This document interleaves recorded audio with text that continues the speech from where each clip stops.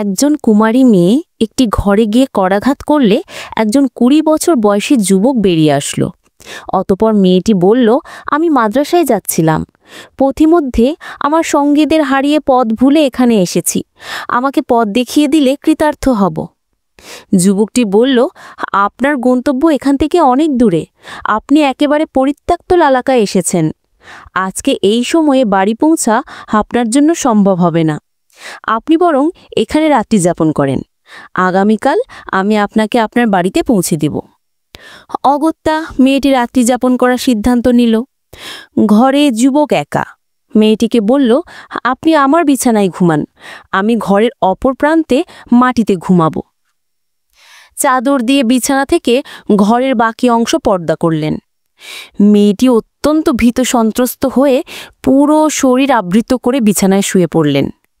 শুধু চোখ দুটি খোলা রেখে তা দিয়ে যুবকের গতিবিধি পর্যবেক্ষণে রাখলেন। দেখলেন যুবকটি মোমবাতি জ্বালিয়ে একটি বই পড়ছেন। হঠাৎ বইটি বন্ধ করে দিলেন এবং নিজের একটি আঙ্গুল মোমবাতির আগুনে প্রায় ৫ মিনিট ধরে রাখলেন। এভাবে তার সব আঙ্গুলই পোড়াচ্ছিলেন। এটা দেখে মেয়েটি আরও বেশি ভীত বিহ্বল হয়ে পড়লেন। কোনো জিনের কবলে পড়ল কিনা এই সংশয়ে তার কান্না চলে আসলো, কিন্তু তার আক্রমণের ভয়ে জোরে কাঁদতে পারছে না। এভাবে উভয়েরই বিনিদ্র রজনী কেটে গেল। অতঃপর সকালে যুবকটি মেয়েটিকে তার বাড়িতে পৌঁছে দিল।